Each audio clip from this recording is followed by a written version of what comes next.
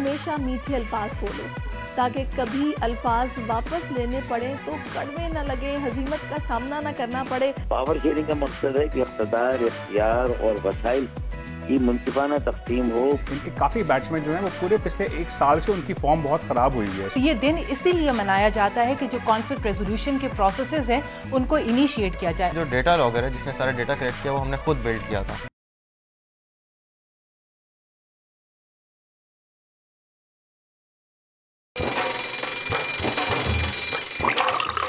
आजकल जिंदगी ही सुबह आउट ऑफ कंट्रोल है, दुनिया बोल है, मेरी दुनिया बोल है। अस्सलाम वालेकुम नाज़रीन, प्रोग्राम में आपको खुशामदीद कहूँगी। मैं सहरिश ज़ुहैब आपकी खिदमत में हाजिर हूँ। आप देख रहे हैं दुनिया बोल है। सुबह खैर और माशाल्लाह से आज बड़ा मुबारक दिन है, जुमे का रोज़ है और आज के दिन ज़ाहिर है सबको ना इस वक्त जहन में होता है कि हमने जुमे की नमाज़ की तैयारी भी करनी है, जल्दी जल्दी अपने काम निपटाने हैं। फिर बैंकिंग आवर्स भी कुछ इस तरह के होते हैं कि कुछ थोड़ा रश होता है, 12-1 बजे तक बच्चों के स्कूलों की छुट्टियां भी होती हैं, तो बड़ा एक हैज़र्ड होता है। लेकिन खुशी किस बात की होती है कि आगे वीकेंड आ रहा है जो कि हमने इंजॉय करना है, कुछ रेस्ट करना है। कुछ लोग तो सो के गुजारते हैं, तो खैर ये खुशी मुझे भी है क्योंकि वीकेंड आ रहा है। आज इस हफ्ते का आखिरी शो है और इंशाल्लाह आप इस शो को एंजॉय करेंगे। बहुत सारे ज़बरदस्त मेहमान हमें ज्वाइन करने वाले हैं और हम आगाज़ करते हैं अच्छी बात से। और अच्छी बात मेरे पास ये है कि हमेशा मीठे अल्फाज बोलो ताकि कभी अल्फाज वापस लेने पड़े तो कड़वे ना लगे, हजीमत का सामना ना करना पड़े। बाज़ औक़ात ना जज्बातीपन में, गुस्से में जो अल्फाज मुँह से निकलते हैं उस पर बाद में हमें खुद परेशानी फ़ील होती है और हम खुद सोचते हैं थोड़ा ज़्यादा बोल गए।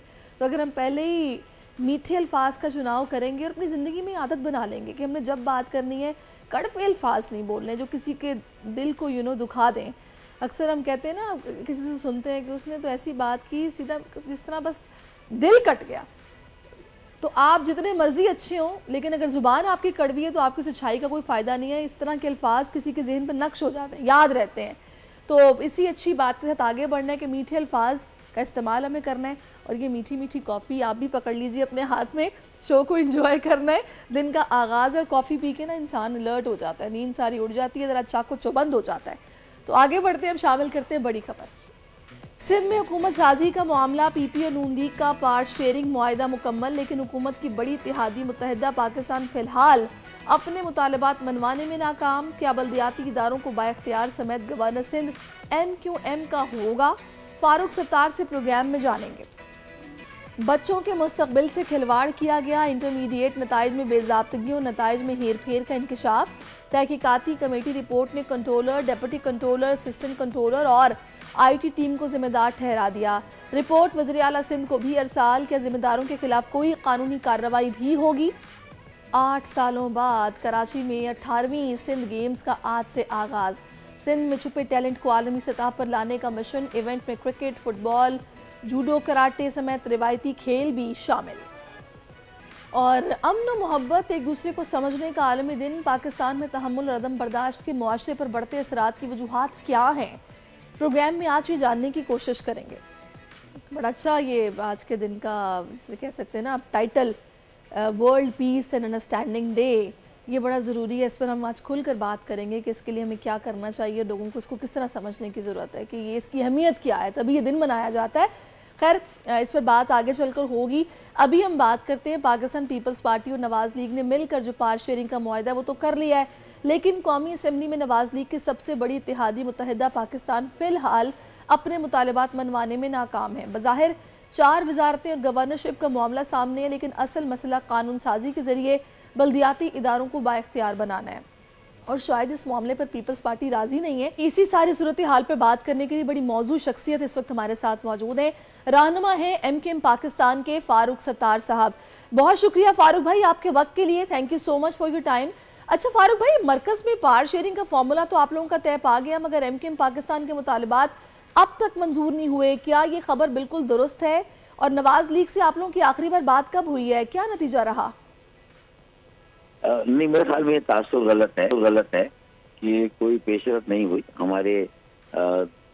हमारी मुलाकातें तो हुई थी नवाज शरीफ साहब, शहबाज शरीफ और उनकी पूरी टीम से, और उसके बाद फिर शहबाज शरीफ साहब हमें मिले थे और उसके बाद मुज़ाकराती टीमें बनी तो उनके दरमियान भी 2 राउंड हो चुके हैं ना मुज़ाकरात के बाद। अब एक फाइनल राउंड होना है, ठीक है। और मुझे लगता है कि वजारतें शायद हमारे लिए इतना मैटर नहीं करती, उनकी उस कदर अहमियत नहीं है। पावर शेयरिंग में तो वो उसका हिस्सा है, लेकिन पावर शेयरिंग का मकसद है कि इख्तियार, इख्तियार और वसाइल की मुनसिफाना तकसीम हो। पूरे मुल्क के वसाइल मुल्क के हर सूबे, हर शहर, हर जिले, हर इलाके के लोगों के ऊपर खर्च हो और वो ऐसे शोबों में उनकी सरमायाकारी हो जिससे कि माशी और माशरती तरक्की का अमल तेज हो, जिससे लोग अपने पैरों पर खड़े हो, पाकिस्तान अपने जो है वो खुद मुख्तारी की मंजिल तय करे। तो देखिए, हम तो उस चीज को लेके चल रहे हैं जिसमें कराची की कलीदी अहमियत है। और कराची में K4 15 सालों से ये जो पीपल्स पार्टी की बिला शिरकत गैर हुकूमत कायम रही है, उन्होंने उसको इतना इल्तवा में डाला कि अब तक उसे सुबह का सवेरा नसीब नहीं हुआ। 65 करोड़ गैलन इजाफी यौमिया इजाफी पानी का मंसूबा, और ये बहुत जरूरी है। इसके बगैर तो अल्लाह ना करे 15 सालों से एक बूंद इजाफी पानी कराची में नहीं आया।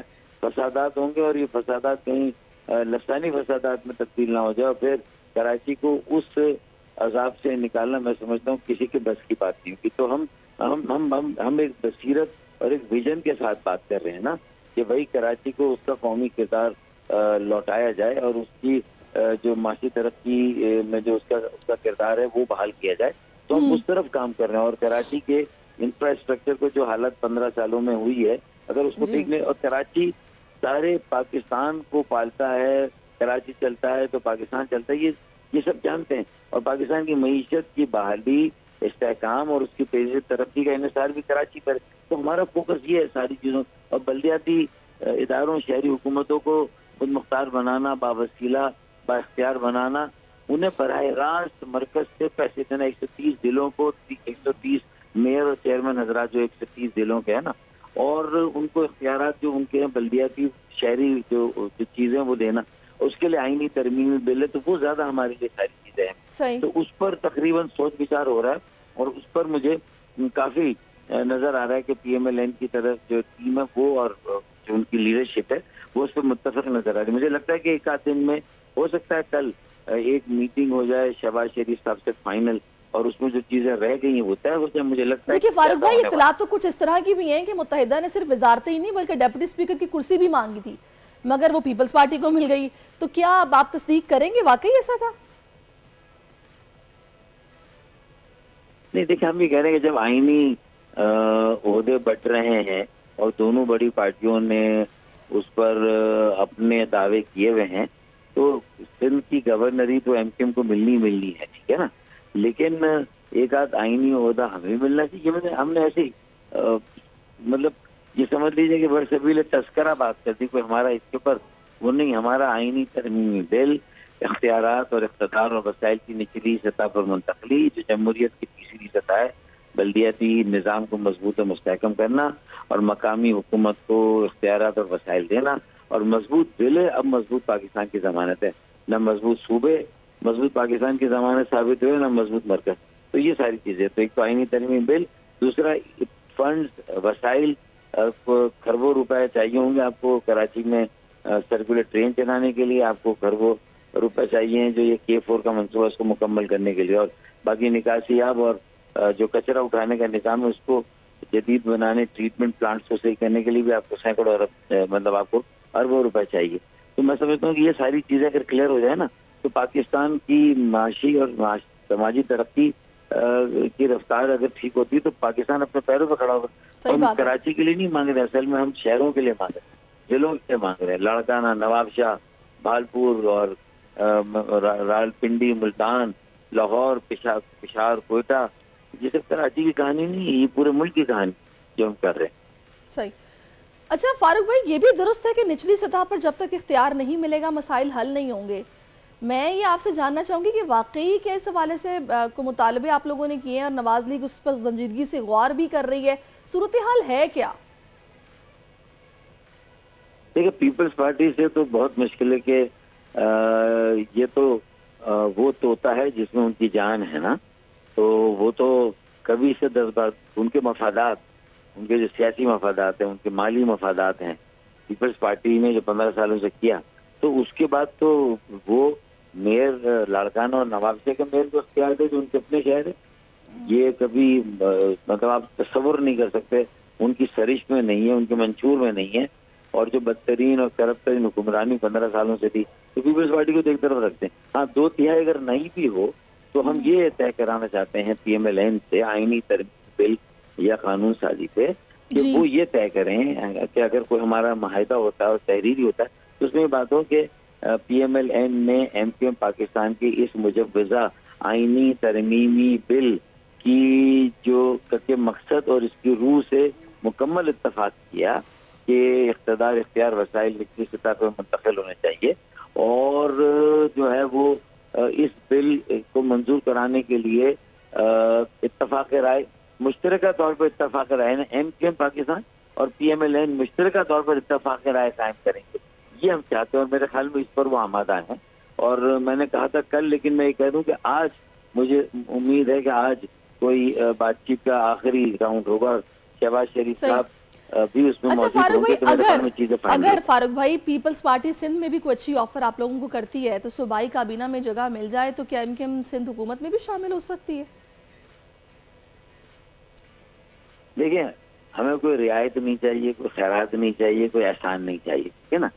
जरूरी नहीं है कि सिंध में हमें वजारतें मिले, हम उनके इख्तिदार की जिम्मेदारी और बोझ भी उठाए। नहीं, अगर वो हमें एक अच्छी ऑपोजिशन का किरदार अदा करने दें, हमारे वजूद को तस्लीम करें और ये भी तस्लीम करें कि कौमी असम्बली के मैंडेट के मुताबिक कराची में 15 सीटें अगर अल्लाह ताला की हिमायत से हमें और आवाम की मुकम्मल तायीद से हमें हासिल हुई तो हम 66% हैं कराची में, और वो 33% उनको 7 सीटें मिली। तो जो 66% वाले हैं उनका मेयर नहीं है, जो 33% वाले उनका मेयर, इसका मतलब ये कब्जा है। तो पहले तो रियलाइज करें कि कराची में उनका इतना वोट और मैंडेट नहीं है। जितनी बड़ी जिम्मेदारी उन्होंने बल्दियाती सतह पर संभाली, तो क्या वो ये समझेंगे कि इसकी जो मुद्दत बल्दियाती जो काउंसिल की उसको मुख्तसर करके दोबारा जल्दी इलेक्शन कराएंगे, ताकि जो मैंडेट कौमी असेंबली और सूबाई असेंबली का आया है उसके मुताबिक जो है वो दोबारा आवाम से रुजू किया जाए और बल्दिया में एक ऐसा मेयर लाया जाए जिसको सही मानों में आवाम की पसीराई हो और आवाम की तायीद और हिमायत हासिल हो। ये तो 5% के वोट पर अगर कोई मेयर बैठा हुआ है तो वो कैसे कराची चला सकेगा? तो ये बात की। अच्छा, चले ये बात भी ना हो तो कम से कम वो जो K4 है उसको मुकम्मल करने में किस तरह उसको तय करेंगे, कितने साल में मुकम्मल करेंगे। और MQM को अपने हर तामीरी और तरक्याती काम में जो है वो मशावरत में एक कमेटी बनाकर, एक कमीशन बनाकर कानून साजी करके उसमें शामिल कर दें और मुश्तरका निगरानी करें ऐसे प्रोजेक्ट की, हम निगरानी करें ऐसे प्रोजेक्ट की। सही, ठीक है ना। चले फारूक भाई, बिल्कुल सही आपने फरमाया है। अब मैं चाहूंगी आखिर में अगर आप मुनासिब समझे तो मुझे बताइएगा कि 8 सालों के बाद आप लोगों ने कराची अजीजाबाद के जुना ग्राउंड में जलसा किया है, तो क्या MQM पाकिस्तान अपने पुराने दफातर भी वापस मांग रही है? मेरे ख्याल में इंतखाबी अमल में जो हमने दफातर खोले, नए दफातर, वो उनकी तादाद इतनी मुनासिब और अच्छी है कि वो हमारे MNA MPA के दफातर के तौर पर भी काम करेंगे और जो हमारी तंजीमी ज़रूरियात होगी वो भी हम इन दफातर से पूरा कर सकते हैं। तो माजी में जो टाउन और UC लेवल के दफातर हैं, अगर उनके मिलने में अगर मजीद ताखीर होती है तो हम इंतजार कर सकते हैं, बर्दाश्त कर सकते हैं। उस वक्त तक हम इन दफातर से काम चलाएंगे जिनको खोलने में हमें कोई रुकावट नहीं है। सही, चले, बहुत शुक्रिया फारूक भाई, आपने अपना कीमती वक्त हमें दिया और आप हमारे साथ मौजूद। Thank you so much for your time. और बड़ी अच्छी बात है कि अगर ये मिल बैठकर मामलात को हल किया जाए और आपस में जो भी मुतालिबात हैं वो एक दूसरे के सामने रखे तो गए हैं, अब देखते हैं कि किस तरह से MQM पाकिस्तान के मुतालिबात भी माने जाते हैं या फिर जो ये चाहते हैं इनको मिलता है। अच्छा, अभी आपको बताऊं कि आज बड़ा अच्छा दिन है, मुबारक दिन है, और आज आपको पता है पंजाब असम्बली का भी पहला इजलास है और हुकूमत साजी की जानिब भी पहला बड़ा कदम है। पंजाब असम्बली का इजलास सुबह 10 बजे तलब किया गया है। नौमुंतखब अरकान असम्बली आज अपना हलफ उठाएंगे। स्पीकर सिप्तैन खान नौमुंतखब अरकान से हलफ लेंगे। 371 के ऐवान में नून लीग 197 नशस्तों के साथ हुकूमत बनाने के लिए तैयार है और PTI की हिमायत याफ्ता 109 आज़ाद अरकान का दूसरा नंबर है। पीपल्स पार्टी के 13 और काफ लीग के 10 अरकान जो हैं वो भी हलफ उठाएंगे। तो स्पीकर और डेप्यूटी स्पीकर के इंतखाब का शेड्यूल जारी किया जाएगा। PTI के नामजद वज़ीर आला असलम इकबाल भी शरीक होंगे। मरीम नवाज ने सुबह 9 बजे पार्लिमानी पार्टी का इजलास भी बुला लिया है।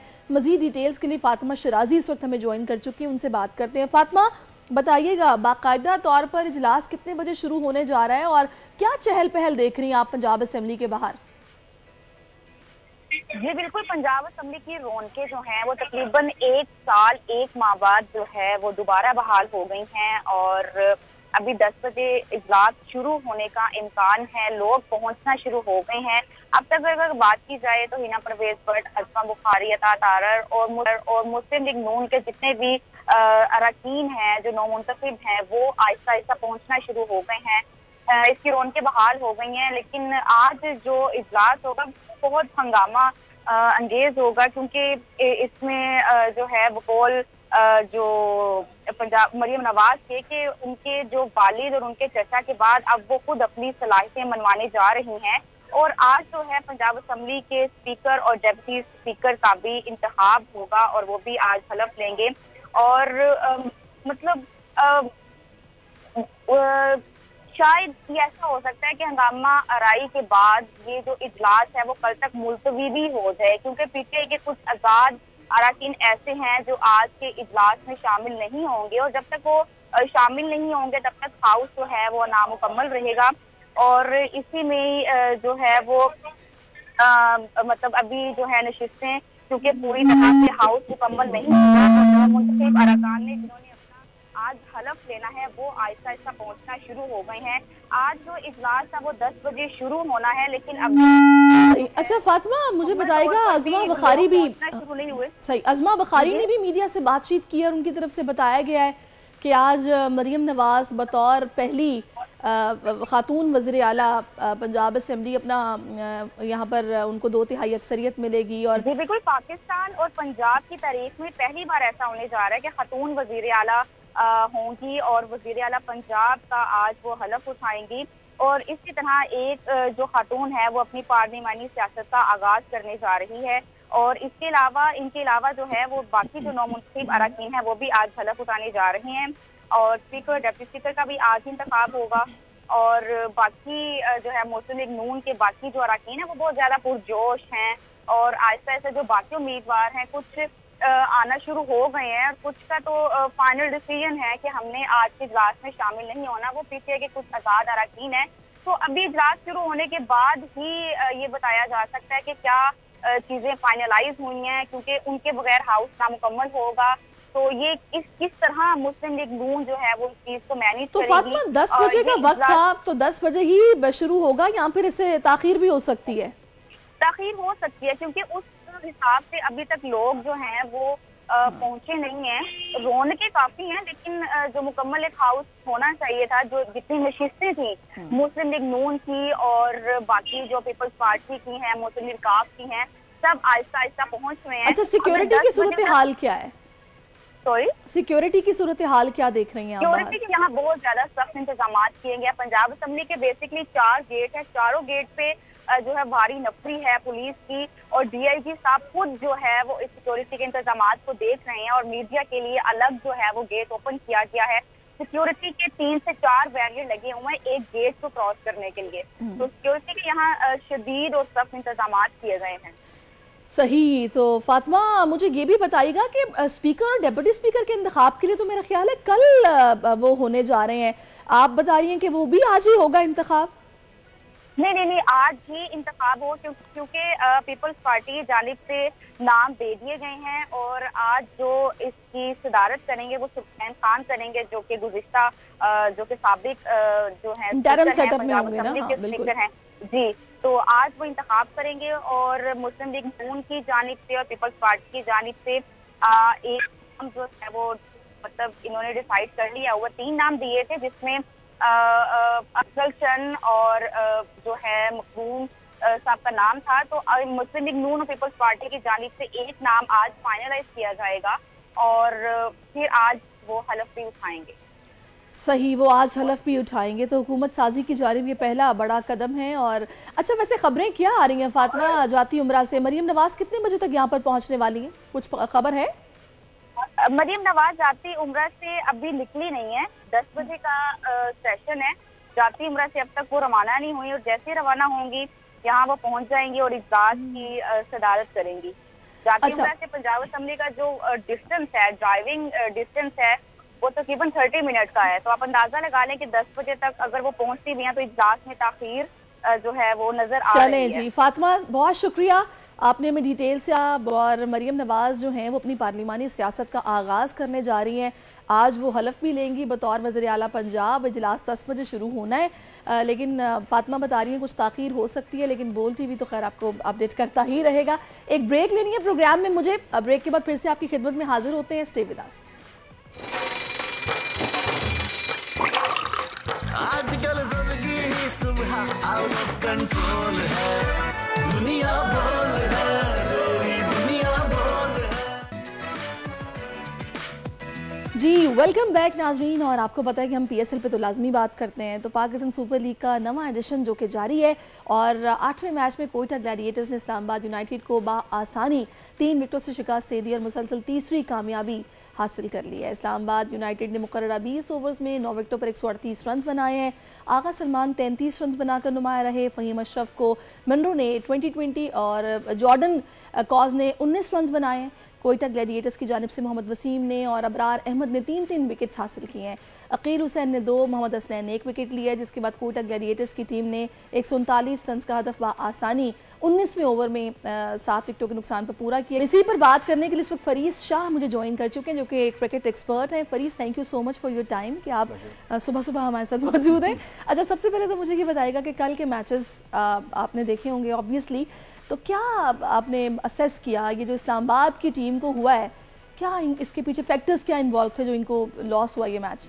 जी देखिए, आई थिंक टूर्नामेंट शुरू होने से पहले भी मैंने अपने शो पे इसका प्रीव्यू किया था जब टूर्नामेंट का, तो हमने कहा था कि हमको इस्लामाबाद की टीम में काफ़ी हमको गैप्स नज़र आ रहे थे उनके स्क्वाड में।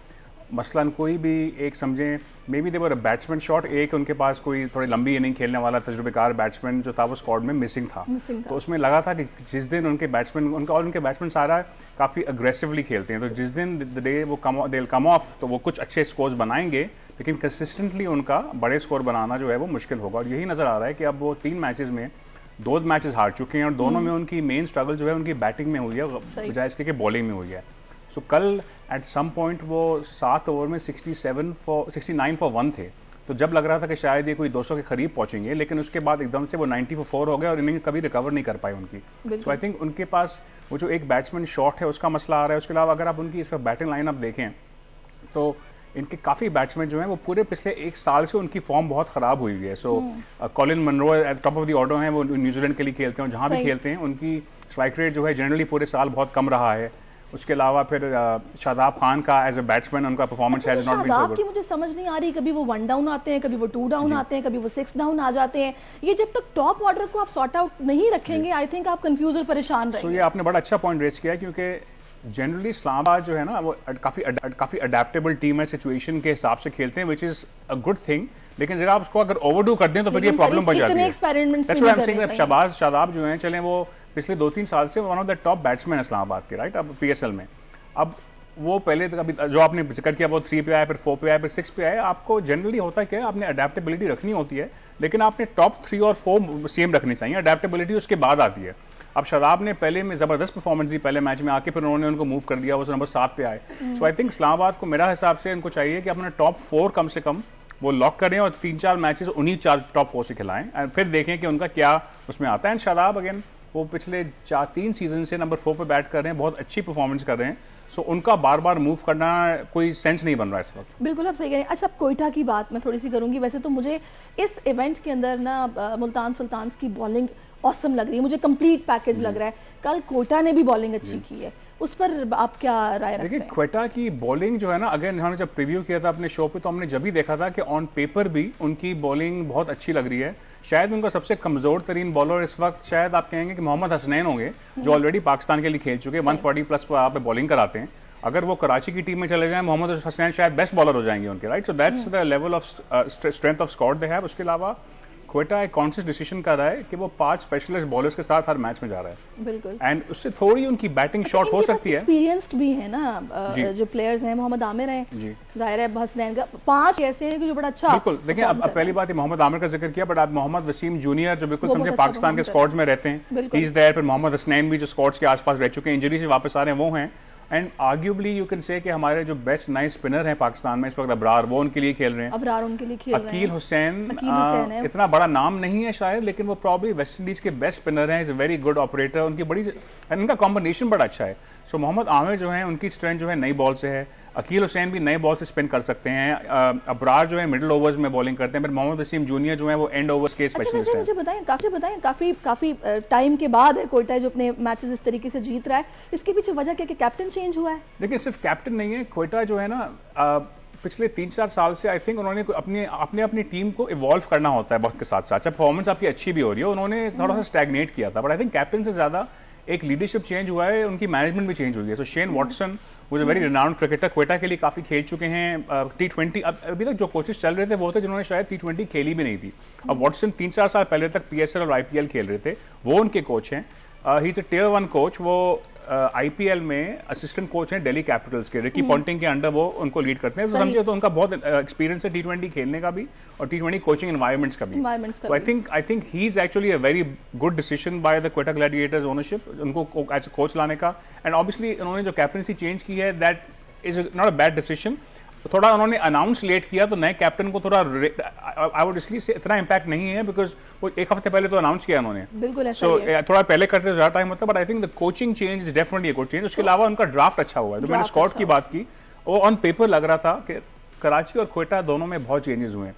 क्वेटा को लग रहा था देख के कि जी चेंजेस के बाद स्क्वाड लुक स्ट्रॉन्ग। कराची को देख के लग रहा था कि चेंजेस के बावजूद स्क्वाड वैसा ही है, शायद और खराब हो गया। बहुत मुश्किल से आई थिंक एक मैच वो जीते हैं। बिल्कुल वो भी सरप्राइज था मेरे लिए। अच्छा व्हाट अबाउट सरफराज, क्या मसला है उनके साथ? देखिए सरफराज पाकिस्तान के बहुत बड़े क्रिकेटर रह चुके हैं और वो अभी भी उनकी परफॉर्मेंस है, उनकी बहुत सारी क्वालिटीज हैं। हैविंग सेड दैट वो डेफिनेटली अपने प्राइम के पास्ट हैं, राइट। सो इसमें कोई आई थिंक इसमें कोई वो गलत बात नहीं है कहने की, हर किसी के साथ ये होता है। बट आई थिंक वो ऑब्वियसली उनकी अभी भी वो ही is a team man.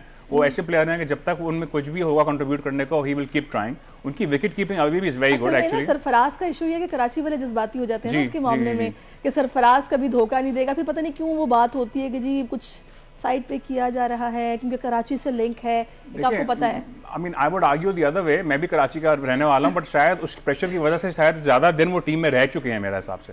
I would actually say because वो उनकी परफॉर्मेंसेस अगर आप देखें at a national level and so on, so lately have not been there. PSL में अब वो पिछले 2-3 साल से क्वेटा क्वालिफाई भी नहीं किया है। सो आई थिंक अगर उनकी ओनरशिप थोड़ी सी ज्यादा समझे परफॉर्मेंस ड्रिवन और रूथलेस होती तो शायद ये कैप्टनसी चेंज 1 आध साल पहले हो चुका होता। सही कह रहे हैं। तो आई वुड से डेफिनेटली थोड़ा लेट चेंज हुआ है रादर देन जल्दी हो गया। कुछ इस तरह का परसेप्शन भी रखते हैं कि शायद ये आखिरी एडिशन होगा सरफराज का, आगे नहीं खेलेंगे वो। हो सकता है देखिए हो सकता है। वो ऑब्वियसली वो डिसीजन क्वेटा की मैनेजमेंट के ऊपर है और सरफराज के ऊपर पर्सनली भी है। अभी खैर ये भी है कि अभी सिर्फ 3 मैचेस हुए हैं। सो हमें ये भी देखना है कि उनकी परफॉर्मेंस कैसी रहती है आगे मैचेस में। सो फार विद द बैट वो इतना कुछ कंट्रीब्यूट कर नहीं पाए हैं, बट लेट्स सी। सही। अच्छा रोसो और रदरफोर्ड की जो पार्टनरशिप थी, अब वो ज़ाहिर स्लो खेल रहे थे, रोसो उस वक्त जरूरत भी इसी चीज़ की थी, उस पार्टनरशिप को आपने कैसे देखा है? देखिए जब इनका स्कोर 49 for 4 हो गया था गालिबन इनका, राइट, तो वहाँ पे आई मीन स्कोर टारगेट ज़्यादा लंबा नहीं था, लेकिन क्वेटा के मैंने जिक्र किया उनकी बैटिंग लाइनअप काफी शॉर्ट है। अकील हुसैन 7 पे आ रहे हैं और आमिर शायद मोहम्मद वसीम जूनियर 8 पे। आमिर ने 2 छक्के बड़े जबरदस्त लगाए थे, चौके लगाए थे। लेकिन द ओनली रीजन वहां पे वो थोड़ा प्रेशर लग भी रहा था इज बिकॉज उनका बैटिंग लाइनअप छोटा है। अगर बैटिंग लाइनअप किसी और टीम का होता तो शायद वो नॉर्मली खेलते रहते, लेकिन वहां पे जिस तरह आपने जिक्र किया रदरफोर्ड और रूसो ने बहुत उन्होंने अकलमंदी का मुजाहरा किया कि वहां पे ऐसे अक्सर सिचुएशन में होता है कि जब 10-20 रन बन जाते हैं, बैट्समैन जो होते हैं वो ग्लोरी शॉट के लिए जाते हैं कि जी मैं 3 छक्के मार के मैं टारगेट करीब चला जाऊं, लेकिन उन्होंने बिल्कुल ऐसा नहीं किया। वो उनको पता था कि टाइम का क्रीज पर रहना जरूरी है। बिल्कुल कुछ वो ऐसा था कि रिक्वायर्ड वेट शायद 6-7 के करीब था, तो अगर वो उनको पता था कि हम 20 ओवर खेलेंगे हम मैच जीत जाएंगे, तो उनकी अप्रोच बड़ी अच्छी थी, बड़ी स्मार्ट थी। उन्होंने सही वक्त पे जाकर रिस्क लिए और एंड में फिर भी जब एक आध विकेट गिरी तो वहां पे मैच लग रहा था कि फंस सकता है, लेकिन फिर आई थिंक ये इन्होंने आके अकील हुसैन ने एक छक्का मारा, फिर आमिर ने भी बाउंड्री मारी, तो वो नर्व सेटल हो गई। लेकिन अगेन वो पार्टनरशिप थी जो it didn't have to do much, लेकिन जो करना था उन्होंने करके दिखाया वो। अच्छा आमिर की परफॉर्मेंस वैसे बहुत अच्छी लग रही है इस इवेंट के अंदर, और दूसरा चीज़ ये भी है कि हम लोग ये बात करें कि कंट्रोवर्सी जो PCB के हवाले से है, जो आमिर की खफगी रही है, तो इनको मौका नहीं मिला, लेकिन आई थिंक सो इनको आगे होना चाहिए, टीम में शामिल होना चाहिए। देखिए आई थिंक पाकिस्तानियों की, फैंस की और एनालिस्ट की भी मेमोरीज काफ़ी छोटी होती हैं। आप हम ये बोल रहे हैं कि आज से 6 महीने तक आमिर जो थे आपकी परफॉर्मेंस के हिसाब से आपके टॉप 6-7 बॉलर्स में भी नहीं थे, राइट। कुछ शाहीन आफरीदी हैं आपके पास, नसीम शाह वापस आ गए हैं, अब हारिस रऊफ अगेन उनका थोड़ा बुरा टाइम 6 महीने से चल रहा है, but he is a tier 1 T2 white ball bowler. उसके अलावा फिर मोहम्मद वसीम जूनियर हैं, हसनैन हैं, दहानी हैं, एहसानुल्लाह हैं, ये आफरीदी हैं जो मुल्तान के लिए खेलते हैं। सही। So Aamir should he be in contention, probably yes, लेकिन अभी भी वो मेरे हिसाब से क्योंकि मुझे हारिस जो हैं वो थोड़े से ऑफ कलर नजर आ रहे हैं, उस तरह से नहीं परफॉर्म कर रहे हैं। तो देखें, खैर इस PSL का मकसद ये भी होना चाहिए कि इसमें से हम एक नया टैलेंट भी निकाल रहे हैं, यंगस्टर्स हैं जो सामने आ रहे हैं, तो उनको आगे यूज होना चाहिए आगे जरा। बिल्कुल, आई मीन आमिर नया टैलेंट तो बिल्कुल भी नहीं है। आमिर की बात नहीं कर रही मैं, बाकियों की बात कर रही हूँ, जिस तरह नाफे की बात कर रही हूँ और हसनैन की बात कर रही हूँ। नए मुल्तान के बॉलर आए, मोहम्मद अली देजी उनका नाम है, वो जबरदस्त परफॉर्मेंस है, उनकी बेस्ट एवरेज इस वक्त PSL में bye the way. So I think जहां तक पाकिस्तान टीम का ताल्लुक है, आई थिंक ये बहुत सारे ऑप्शंस मौजूद हैं। उसके अलावा एक और जो आमिर का स्पेसिफिक पॉइंट है कि देखें जब शाहीन और नसीम दोनों खेलेंगे तो वो दोनों पावर प्ले में तो बॉलिंग वही करेंगे। तो आमिर की असल स्ट्रेंथ जो है उस फेज में है, तो अगर आमिर उस फेज में आप उनको यूटिलाइज नहीं कर पाएंगे देन उनको 11 में फिट करना भी थोड़ा मुश्किल होगा मेरे हिसाब से। अच्छा फरीद साहब, मैं आपसे और भी बहुत सारी बातें करूंगी, तो मैंने कैचेस जो इतने ड्रॉप कर रहे हैं पाकिस्तानी में, इस पर आपसे लाजमी बात करूंगी। लेकिन आज 23 फरवरी की तारीख है और आलमी सतह पर अमन और मोहब्बत से रहने समेत एक दूसरे को बर्दाश्त करने, समझने और तस्लीम करने का दिन है। और इस दिन हम लोग world peace and understanding day मनाते हैं। इसकी हिस्ट्री क्या है ये आपको बताते हैं। एक छोटी सी रिपोर्ट है जो कि हम लोगों ने तैयार की है, वो भी हम आपको दिखाएंगे इस पर। लेकिन इस पर बात करने के लिए मुझे ज्वाइन कर चुकी हैं रीमा शौकत साहिबा हैं, जो कि इंटरनेशनल रिलेशंस को बहुत अच्छा जानती हैं। और इस वक्त जो गज़ा में हो रहा है, जो सूरत हाल वहाँ पर है, और ये वही ताकतें जो कि वहाँ पर कार फरमा हैं, जो ज़्यादा बात करती हैं, इन दिनों को मनाती हैं, वही वहाँ पर सरपरस्ती भी कर रही हैं जालिम की, और मजलूम है कि जो जुल्म बर्दाश्त किए जा रहा है। तो thank you so much Reema Sahiba for your time कि आपने मैं ज्वाइन किया। मुझे ये बताइएगा कि मैंने जैसे कि हवाला दिया कि गज़ा में जितनी बर्बरियत, जितना जुल्म हो रहा है और जालिम है कि रुकने में नहीं आ रहा, थोड़ी देर के लिए सीज फायर होता है, उसके बाद फिर से वो वही कुछ करता है, और उन इलाकों में करता है जहाँ पर बाकायदा कैंप्स लगे हुए हैं। और कहा मतलब जंगों में तो हॉस्पिटल्स को भी छोड़ दिया जाता है, यहाँ पर तो खवातीन और बच्चे ज़्यादा मुतासर हो रहे हैं। तो ये कौन लोग हैं जो कि दिन भी मनाते हैं और जुल्म भी कर रहे हैं?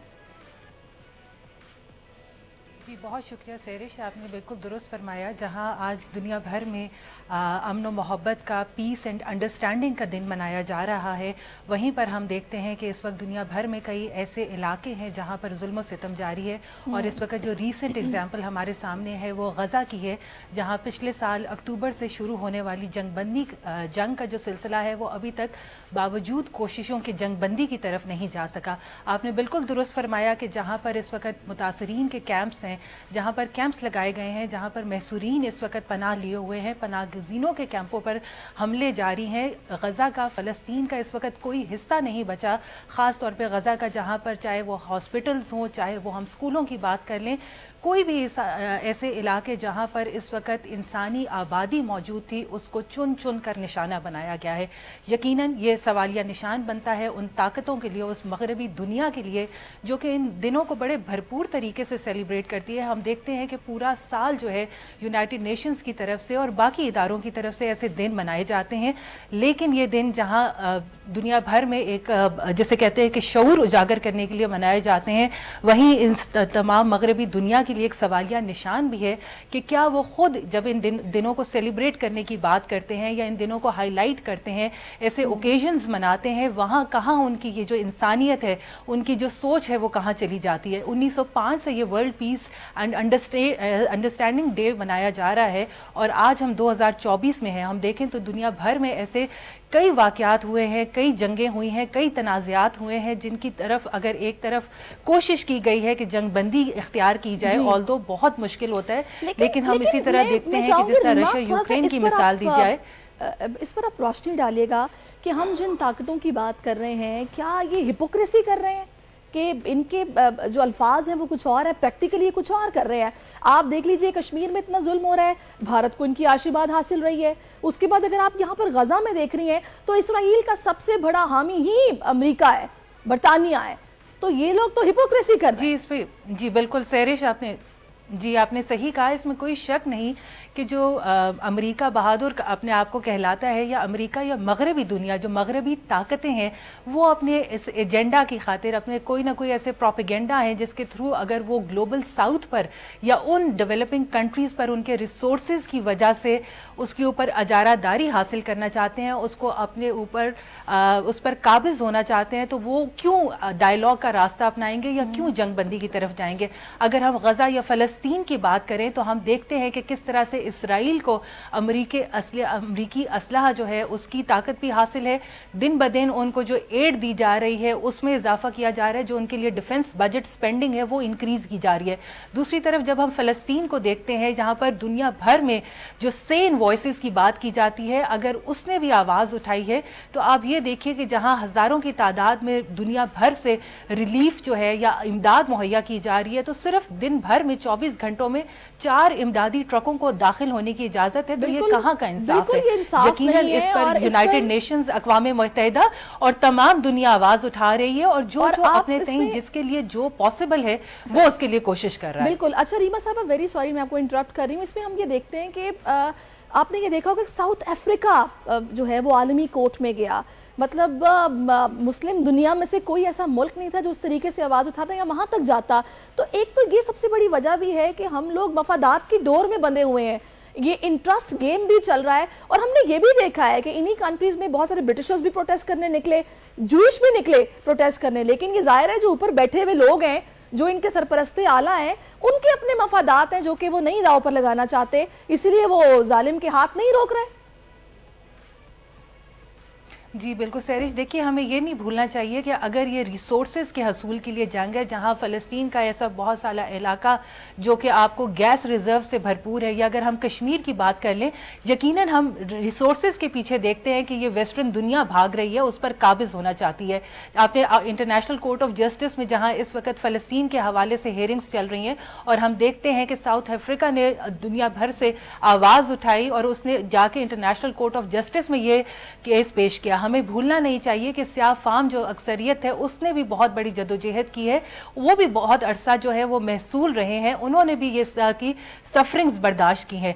तो यकीनन ये हमारी मुस्लिम दुनिया के लिए भी एक बहुत बड़ा चैलेंज भी है, सवालिया निशान भी है कि हम कब ऐसे प्लेटफॉर्म पर इकट्ठे होकर अपने भाइयों के लिए, अपने मुसलमान बहन भाइयों की मदद के लिए आवाज उठाएंगे। देखिए मफादात की जहां सियासत की बात कर ली जाए, हर मुल्क के अपने अपने इंटरेस्ट हैं, और इस वक्त जब ग्लोबल इंटरेस्ट की बात कर ली जाए तो हम देखते हैं कि बहुत बड़े चैलेंजेस इसमें दरपेश है।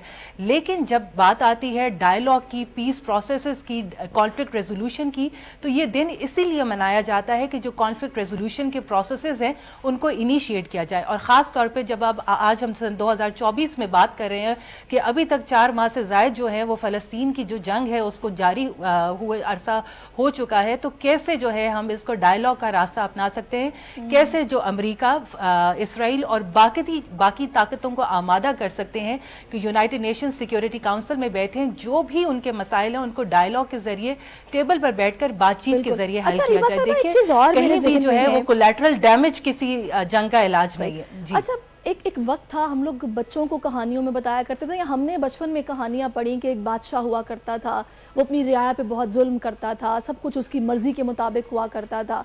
मतलब मैं बता रही हूँ कि कोई दौर ऐसा होगा तभी कहानियां बनी ना। आज हम 5th जनरेशन वॉर की तरफ जा रहे हैं, डिजिटलाइज हो चुकी दुनिया, सब कुछ बदल गया, और आप देखिए ना किस तरह से हम लोग अब एक मिस इंफॉर्मेशन की जंग भी हम लोग लड़ रहे हैं। इस दौर में जब कुछ ढका छुपा नहीं है, ऐसे में भी ये सिचुएशन है कि एक दुनिया ये भी है जो कहती कुछ और करती कुछ है। मैं उन पुरानों की बात करूं जिसकी एग्जाम्पल मैंने पहले भी दिया है कि इनके कॉल ऑफ फेल में कितना तजाद है, तो ये आज के दौर में भी हो रहा है। ये पत्थर का दौर नहीं है जिसकी कहानी हम सुना करते थे। सैरिश आप बिल्कुल दुरुस्त कह रही हैं, लेकिन हमें ये भूलना नहीं चाहिए कि इस वक्त अगर ग्लोबल विलेज इस दुनिया को हम कहते हैं जहां हम बसते हैं, और जहां यूनाइटेड नेशंस के सस्टेनेबल डेवलपमेंट गोल्स इन्हीं ताकतों की तरफ से इनिशिएट किए गए, वहीं हमें भूलना नहीं चाहिए कि साइबर स्पेस की या आर्टिफिशियल इंटेलिजेंस की दौर में ये दुनिया सबसे आगे जा रही है, और ख़ास करके मगरबी दुनिया अपनी रिसर्च के बलबूते पर, या अगर मैं इसराइल की मिसाल दूँ कि देखिए वो किस तरह से मिलिट्री स्पेंडिंग्स करके नित नए असलहे की ईजाद के जरिए दुनिया भर पर काबिज होना चाहते हैं। लेकिन हमें यह भी नहीं भूलना चाहिए कि इस साइबर वर्ल्ड में जहां ये कश्मीर और फलस्तीन ये टेस्टिंग लेबॉर्ट्रीज बन चुके हैं इन मुल्कों की, कि वहां वो अपना असलहा लेकर आते हैं, उसकी टेस्टिंग करते हैं और फिर दुनिया भर के जरिए अपनी मिलिट्री ताकत के जरिए उसके ऊपर काबिज होना चाहते हैं और इजारादारी करना चाहते हैं।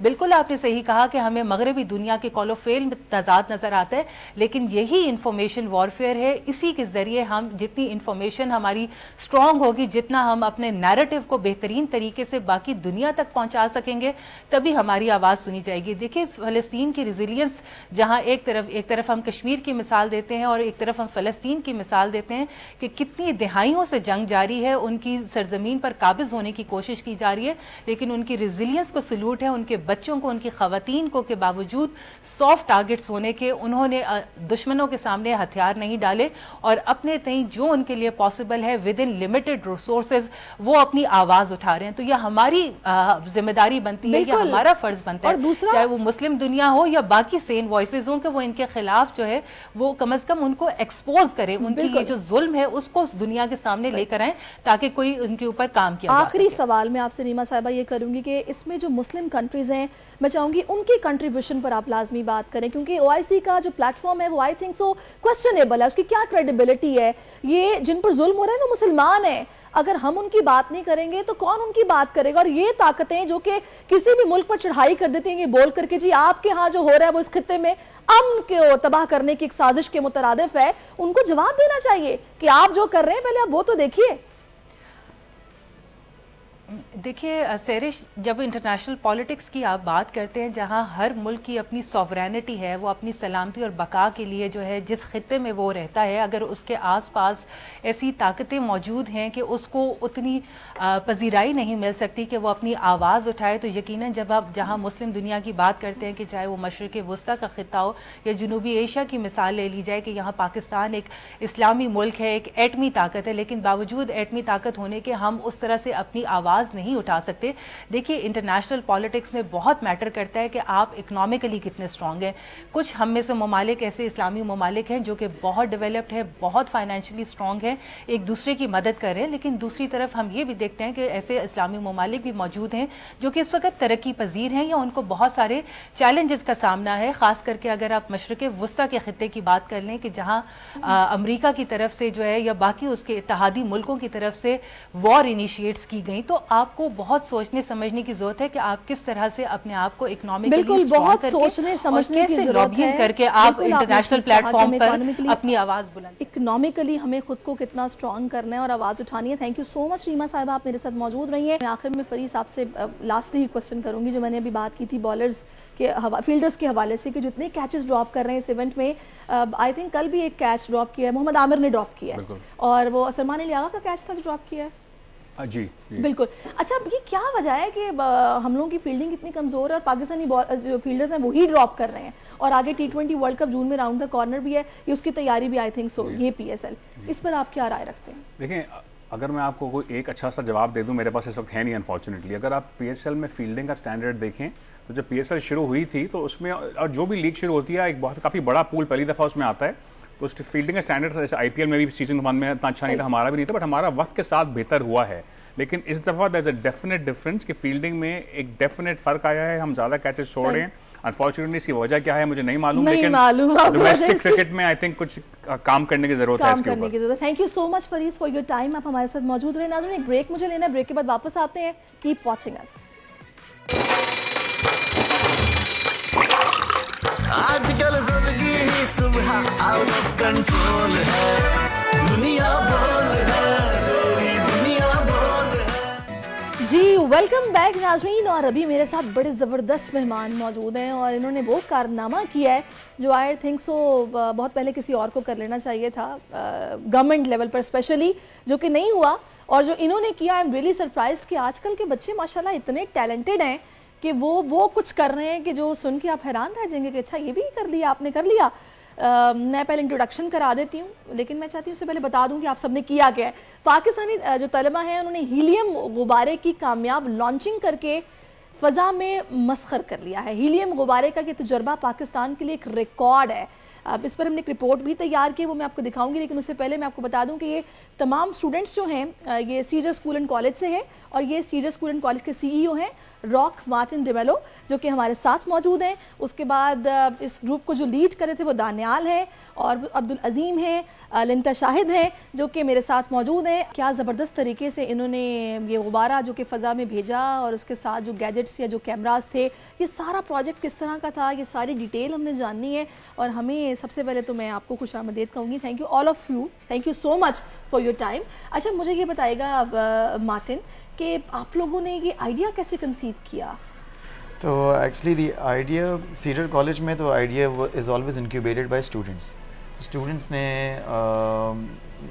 दानियाल इनफैक्ट ने प्रपोज़ किया था कि सर ये हमें करना चाहिए, और आई थिंक इतना इंटरेस्ट है स्कूल में कि ये स्टूडेंट्स भी इसमें इंटरेस्ट लें, तो I think we can do it.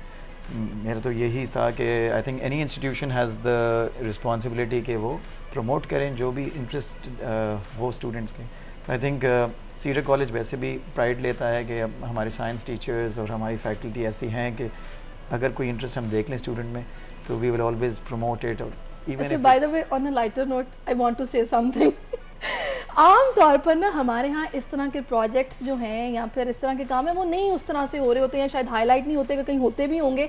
तो मुझे ये लगा कि शायद एक गोरा था जिसने वहाँ से कोचिंग दी है, और हमारे बच्चों ने वहाँ से कोई हेल्प लेते हुए इस कारनामे को सर अंजाम दे दिया। पर ये जनाब मार्टिन हमारे सामने मौजूद हैं, जिन्होंने CEO भी हैं सीडर स्कूल एंड कॉलेज के, और इन स्टूडेंट्स के आइडिया को इन्होंने देखें किस तरह से उस पर काम भी किया और इस प्रोजेक्ट को कंप्लीट भी किया और फिर कामयाब भी हुए। तो बड़ा अच्छा लग रहा है मुझे आप सबसे मिलके। तो पहले मुझे दानियल फिर अब आप बताइएगा कि जब आपने ये शेयर किया तो मतलब वो क्या थॉट्स थी आपकी कि जिस पर आपने फिर ये सोचा कि भाई हमें ये डेटा इकट्ठा करना है और हमें इस तरह से इस हीलियम तो गैस सुना आई थिंक बहुत एक्सपेंसिव है जी मैम, तो कैसे फिर ये आपने किया? मैम बेसिकली मैंने आइडिया शेयर किया with sir Rock and to my surprise he was very interested. इनको काफ़ी अच्छा लगा मेरा आइडिया एंड इन्होंने फंडिंग भी सारी प्रोवाइड की। सारा प्रोसेस हमने स्टार्ट किया, जितनी हमें परमिशन रिक्वायर्ड थी सिविल एविएशन से, वो सारी चीज़ें हमने कॉलेज के थ्रू की एंड इनके एफर्ट के बगैर नहीं पॉसिबल था। We had a very good team. हमारी सारी टीम में सारे मेंबर्स ने जो यहाँ पे नहीं भी हैं, for example we also had Musab, Imad and Ammad as well. इसके अलावा Anas Rabbani and Rohab were the original members जो मेरे साथ 2 साल पहले से काम कर रहे थे। We started this 2 years ago। 2 साल पहले से ही आपने इस पर काम शुरू कर दिया था? जी मैम। एंड 2 साल का प्रोसेस लगा, उसके अंदर बहुत सारे मसलों मसाइल आए, जिस तरह से helium was not available, it is very expensive, तो उसको ढूंढना। And then even on launch day हमारा एक बैलून में we found a fault and then we had to, हमें थोड़ा सा चेंजेस करने पड़े और हमें दूसरा बैलून लॉन्च करना पड़ा। तो काफ़ी सारे मसलों मसाइल हमने फेस किए, लेकिन विद अ वेरी बहुत अच्छी टीम के साथ हमने सारे प्रॉब्लम सॉल्व कर लिए और आखिरकार हम कामयाब हुए। ज़बरदस्त। अच्छा वैसे रॉक कैसे फिर मतलब आप लोगों ने ये जो वो जनरेट किस तरह किए? तो this is the entirely 100% cedar funded project. मतलब इस पे ऑलमोस्ट 1.7 मिलियन लग चुके हैं। 1.7 मिलियन? जी एक्चुअली स्टेम के जितने भी जो है ना प्रोजेक्ट्स जनरली इसलिए इनकरेज नहीं होते क्योंकि होते हैं बहुत महंगे। साइंस और टेक्नोलॉजी, इंजीनियरिंग, मैथमेटिक्स वर्ग, इन फील्ड्स में वैसे भी हमारी जो कंट्री है वो they are suffering. So I think हम इस प्राइवेट सेक्टर में तो फिर भी वी आर वेरी अनफॉर्चुनेट। बिल्कुल। एंड आई थिंक ये इसकी वजह से होते भी नहीं है ऐसे प्रोजेक्ट्स। तो we wanted to encourage it. और हमारे जो करंट स्टूडेंट्स हैं, लिंता भी है यहाँ पे, मुकरम भी है यहाँ पे, so we we got this together. So I think they all were interested in doing it. We said we should facilitate it. So setting a record, getting the Pakistani flag to the highest altitude ever, that's another thing. But उसके अलावा जो है it's as an institution I think ये responsibilities हैं और हम तो ये चाह रहे हैं कि और भी institutions तो अब तो ये सीडर को क्रेडिट जाएगा ना, जाहिर आप लोगों ने मेहनत की है। अच्छा Linda, what was your contribution in this project? Basically I was a part of the launching team. मतलब जब हमने बलून लॉन्च किया है तो हीलियम उसमें हमने फिल करी थी और फिर एडजस्टमेंट्स करना कि हमने कितनी हीलियम फिल करनी है, किस तरह से फिल करनी है, किस तरह से चीज़ें अटैच करनी है कि वो डिटैच ना हो जब वो ऊपर जाए, एंड देन जब वो गिरे तो हमें सारा डाटा लाइक रिकवर करना। तो वो लॉन्च करते वक्त उसमें हीलियम फिलिंग करना और फिर उसको लॉन्च करना। I was the major part of that team. Makarim was in the like recovery team he was finding कि कहाँ जाके बॉक्स गिरेगा, कहाँ लाइक उसने ट्रैक किया था। अच्छा, वैसे मुझे इस बात पे आई एम रियली सरप्राइज्ड कि आपको इतना एक्यूरेटली कैसे पता चल गया कि बॉक्स वहीं गिरेगा। तो अजीम, तो जैसे ये हीलियम बलून, जब हाई एल्टीट्यूड बलून जो हम लोग होते हैं ना हीलियम के, तो ये ऐसे नहीं उड़ाते, बहुत सारी कैलकुलेशंस करनी पड़ती हैं इसके पीछे। बचपन में लगता है बहुत गुब्बारे उड़ाते थे आप। बट हाँ, बहुत सारी कैलकुलेशंस करनी पड़ती है, बहुत प्रिसाइज और बहुत बारीकी से हर चीज़ को नापना पड़ता है, ठीक है।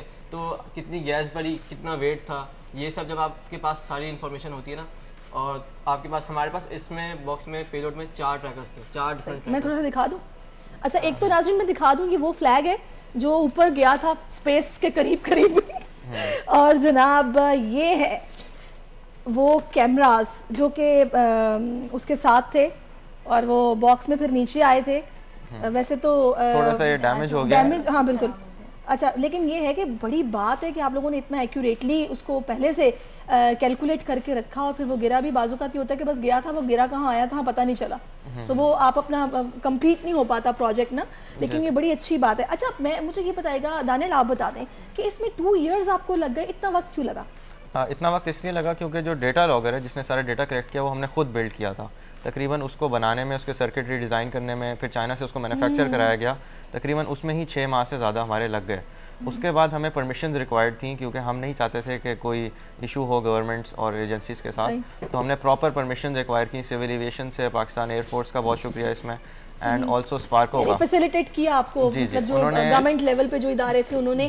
मार्टिन, आप इस हवाले से बताइएगा कि कहाँ से परमिशन लेना पड़ी आप लोगों को? देखें, खास तौर पे actually there are first phase और लास्ट फेज दोनों में we really needed the help of defence authorities और जो हमारे गवर्नमेंट एजेंसीज़ हैं, इवन जो डिस्ट्रिक्ट के जो अथॉरिटीज़ हैं, लोकल्स हैं, उनकी भी ज़रूरत थी। लॉन्च पे हमें तो फ़्लाइट पाथ क्लियर करना होता है, नोटम इशू करनी होती है, तो उसमें भी हमारे जो डिफेंस के इदारे हैं उन्होंने बहुत हेल्प किया कि सिविल एविएशन के साथ हमें कनेक्ट किया, एयरफोर्स के साथ कनेक्ट किया कि वहाँ पे कोई फ़्लाइट्स ना हो, वहाँ पे कोई प्लेन जो है ना गुब्बारे can cause a lot of problems, तो उन्होंने हमें पूरा एयर स्पेस क्लियर करके दिया।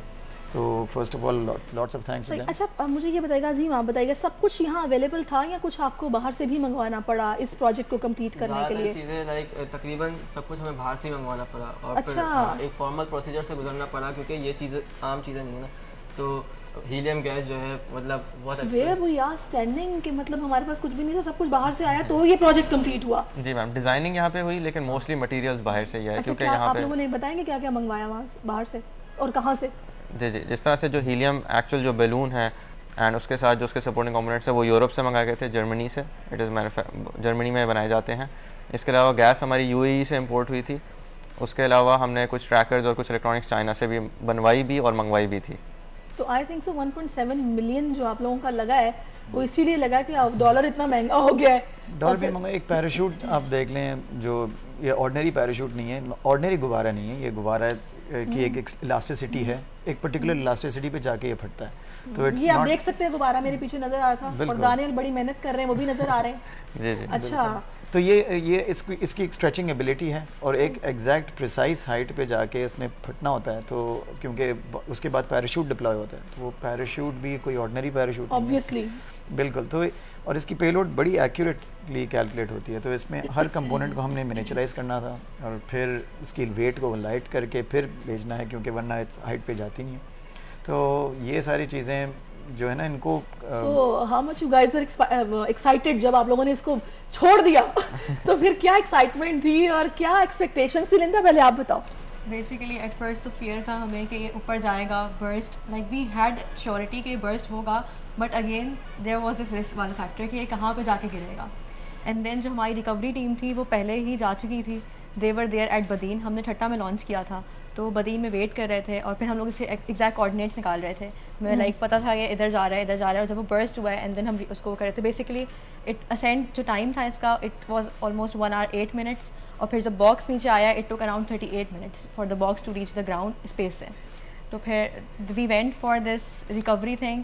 जब हमें बॉक्स मिला, it was like we were really excited when we found all the images. We knew कि यार दिस फ्लैग, सबसे पहले तो ये एक्साइटमेंट होगी कि फटाफट अब देखेंगे इसमें क्या कौन कौन से इमेजेस आए हैं और क्या क्या इस कैमरे ने अक्स बंद किया है। तो अजीम, मुझे ये बताएगा जो डेटा आप लोगों ने इकट्ठा किया है इस प्रोजेक्ट में, वो किस किस्म का डेटा है और कुछ बताएंगे उस हवाले से कि क्या उसमें फैक्ट्स आप लोगों को मिले हैं? तो हमारे डाटा लॉगर में बहुत सारे सेंसर्स थे। तो डाटा जिस तरह का हमारे पास आया ना, वो जैसे वेदर स्टडी करने के लिए होता है, जैसे ह्यूमिडिटी हो गया, प्रेशर हो गया, टेम्परेचर हो गया, ठीक है। इसमें एक अच्छी डिस्कवरी ये भी थी कि हमने ओजोन लेयर जो है उसको स्टडी किया कि कैसी, तो लाइक हमें पता चला कि ओजोन लेयर इंटैक्ट है।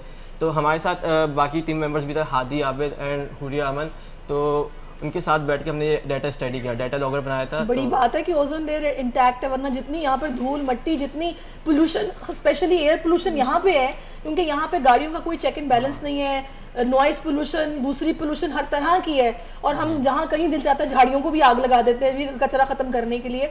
तो बड़ी बात है कि वो इंटैक्ट है। तो आप लोगों ने कंपैरिजन किया बाकी मतलब कंट्रीज के डेटा के साथ, हमारी उस लिहाज से स्टैंडिंग क्या है? वो भी हमारी स्टडी चल रही है उस पर, बट एट द पॉइंट जो सदर्न एरिया जो है ना सिंध का, उस पर तो लाइक कंडीशन अच्छी है, सदर्न एरिया जो वी नो कि इतना है that UV rays are like blocked, मतलब अभी हमारी ज़्यादा लाइक यूवी रेज से वी आर सेफ। अच्छा, जबरदस्त। तो मार्टिन, आप कुछ इस हवाले से मुझे बताना चाह रहे हैं? मुस्कुरा रहे हैं। नहीं, मैं ये बताना चाह रहा था कि पहली बात तो ये है कि अगर हमारे पास डेटा है, we have need to report it.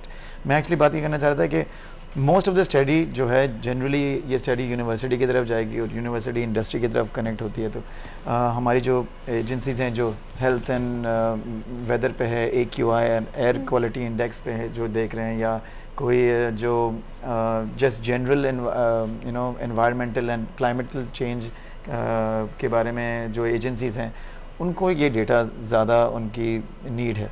तो we are looking to collaborate कि जो एजेंसीज हमारे साथ कोलैबोरेट करना चाह रहे हैं, we can would love to do the same project. Services उनके लिए अवेलेबल हैं। बिल्कुल, एंड आई थिंक करना भी चाहिए। और हालांकि हमारी एक प्राइवेट इंस्टीट्यूशन है, but it's something that we would like to do as a responsibility as well, तो सोशल रिस्पांसिबिलिटी भी है। और आप ये देखें, जो हम रिकवरी की आप बात कर रहे थे, रिकवरी जो है जहाँ पे लैंड किया था, उसमें हमने डिफेंस को जो है ना, we have to thank them again, because वहाँ पे रिकवरी पे साइड पे जब गिरा था तो लोकल किड्स ने जो है ना हमारे बॉक्स को खोल लिया था और सारे कंपोनेंट्स भी निकाल लिए, और फिर उनको इकट्ठा कैसे किया? बिल्कुल। तो ये again we needed district help, we needed the local police. आपको किसी उस बॉक्स को लॉक कैसे करना चाहिए था कि खुलता ना गिरने के बाद? अब हमने लॉक तो किया था, लेकिन उसको तोड़ भी तो सकते हैं, because it had to be a thermal box. तो ये स्टेरोफोम का बना है। माशाल्लाह से हमारी पाकिस्तानी कौम भी तो इतनी साइंसदान है ना कि नहीं, हम पहले चेक करेंगे आपकी बारी बाद में कि ये है क्या चीज़, तभी बाज़-औक़ात वो हैंड ग्रेनेड फट जाते हैं बच्चों के खेलते खेलते ना कि क्या चीज़ है। अच्छा, मुझे ये बताइएगा दानियाल कि what you guys are now planning, you know next project अब क्या है, या फिर इसी को अगर आपने आगे लेकर चलना है तो अब क्या जहन में है? इस डेटा से आप लोगों ने क्या करना है, या फिर कुछ नया अगर सोच रहे हैं तो वो क्या आपके जहन में? जी, इस वक्त तो पहले हम इसके डेटा को एनालाइज कर रहे हैं, ठीक है। इससे हम इंसाइट्स निकालेंगे, जितनी हम इंफॉर्मेशन निकाल सकते हैं इस डेटा से हम निकालेंगे एंड वो पब्लिश करेंगे। उसके बाद हम ये जिस तरह सर मेंशन कि हम कोलैबोरेट करेंगे दूसरी यूनिवर्सिटीज़ एंड दूसरे कॉलेजेस के साथ, ताकि इस फील्ड में रिसर्च की जा सके और इस फील्ड को आगे लेके जाया जा सके। इसके अलावा हम और भी डिफरेंट प्रोजेक्ट्स हैं जो प्लान कर रहे हैं, इन द प्रोसेस हैं। एंड बैलून लॉन्चिंग तो फर्स्ट हमने कर दिया, तो एक रिकॉर्ड तो कायम हो गया। अब हमारी कोशिश यही होगी कि इस रिकॉर्ड को बीट किया जाए या कोई और इस रिकॉर्ड को बीट कर सके। सही। तो अजीम, आपके क्या प्लान्स हैं? क्योंकि मैं सीडर की स्टेम सोसाइटी में हूँ ना, तो स्टेम सोसाइटी में इस तरह के प्रोजेक्ट्स होते रहते हैं, तो यही आइडियाज़ रहेंगे मेरे कि लाइक इस तरह के और आइडियाज़ प्रपोज करें, क्योंकि हमारे कॉलेज में कोई रिस्ट्रिक्शन नहीं होती आइडियाज़ की, तो और बच्चों को भी इंटरेस्ट। चलें जी, जबरदस्त। अच्छा, वैसे क्या आपने स्ट्रक्चरिंग क्या रखी हुई है अपने स्कूल कॉलेज में, कि जिस तरह ये बता रहे हैं कि कोई रिस्ट्रिक्शन नहीं है, कोई भी आइडियाज़ हैं तो वो शेयर किए जाएंगे और उन पर फिर काम भी हो रहा है, ज़ाहिर आपकी एफर्ट्स भी हैं जी। तो उसमें आप किस तरह मतलब आप एनालाइज करते हैं कि भाई हाँ ये बच्चा जो बता रहा है कि ये एप्लीकेबल भी है, कोई टीम है आपकी, किस तरह आप लेके चल रहे हैं चीज़ों को? बिल्कुल, हमारे पास एक्चुअली स्कूल में there are 16 different current societies, 3 सब सोसाइटीज़ भी हैं, क्लब्स भी बहुत सारे हैं, और सोसाइटीज़ के साथ एक टीम पूरी है जो हमारे इनरिचमेंट प्रोग्राम खिलाता है ये। और हमारे इनरिचमेंट प्रोग्राम में नॉट जस्ट साइंस, लेकिन यू नो पूरे एक थिंक टैंक है, शार्क टैंक है, एंटरप्रेन्योर्स की जगह है, बिजनेस आइडियाज़ हैं, और उसके अलावा देयर इज़ आर्ट्स, म्यूज़िक और you know theatrical performances also, there is a philosophers club as well, this Juno circle भी है। तो ऐसे बहुत सारे सोसाइटीज़ हैं, और ईच सोसाइटी में हमने कोई ना कोई इवेंट या कोई ना कोई हमने प्रोजेक्ट वहाँ पे इनिशिएट किया हुआ है। तो this is a thing that seeded loves. Shortly मैं चाहूँगी लिंटा, आपको एक शॉर्ट मैसेज के थ्रू बताना है, जिस तरह के अभी आपके सर ने कहा कि भी हम चाहते हैं कोलैबोरेशन की जाए हम लोगों के साथ, आपकी इतनी मेहनत है, आप आगे क्या सोच रखती हैं इस हवाले से, एक शॉर्ट मैसेज दें आप, फिर मैं आप सबका शुक्रिया अदा करूँगी। बेसिकली ये है कि आपके पास कोई भी आइडियाज़ होते हैं तो आप उसे पिच करें। यू हैव टू सी और आपने कोलैब करना है अपने इंस्टीट्यूशन के साथ, pitch the ideas, don't see कि यार ये पॉसिबल नहीं है, everything is possible. We pitch the idea sir Rock and sir Rock made it happen. Now we are here like for national record, so anything is possible. Yes ma'am, क्योंकि बहुत सारे लोगों ने हमें कहा ये मुमकिन नहीं है, पाकिस्तान में नहीं किया गया, पाकिस्तान इसमें काम नहीं करता, डिस्करेजमेंट बहुत ज़्यादा आई, बट हमने उसके अगेंस्ट फाइट किया एंड हमने उन लोगों को गलत प्रूफ किया कि किया जा सकता है, हम भी कर सकते हैं और हम दुनिया से पीछे नहीं हैं। ज़बरदस्त, कॉन्ग्रेचुलेशंस ऑल ऑफ यू, बहुत शुक्रिया और स्पेशल थैंक्स टू रॉक कि आप लोग मेरे साथ मौजूद रहे। और अभी इस पर जो लोग भी सुन रहे हैं वो बिल्कुल कोलैबोरेशन के लिए इन लोगों से कांटेक्ट करेंगे, बड़े ब्रिलियंट स्टूडेंट्स हैं और बहुत कुछ करना चाहते हैं। अभी शो में एक ब्रेक शामिल करते हैं, स्टे विद अस। आजकल जिंदगी ही सुबह आउट ऑफ कंट्रोल है, दुनिया बोल है, दुनिया बोल है। जी वेलकम बैक नाजरीन, बहुत अहम मौजू जिस पर हम बात करने के लिए जा रहे हैं, और बहुत सारी वो ख़वातीन जिनके बच्चे भी नन्हे हैं, नौमौलूद हैं, छोटे हैं, मतलब 5 से 6 साल तक की उम्र के बच्चों की माएँ मुझे गौर से सुने, उनको बहुत फ़ायदा होने वाला है। तो मेरे साथ इस वक्त मौजूद हैं EPI प्रोग्राम के डायरेक्टर हैं डॉक्टर नईम राजपूत साहब, जिनको मैं वेलकम करूंगी शो में। बहुत शुक्रिया सर आपके वक्त के लिए। अब जो मुझे बात करनी है वो करनी है मीजल्स के हवाले से। अक्सर आप लोगों ने सुना होगा, अपने खसरे के फैलाव के हवाले से खतरे की घंटी बजती है।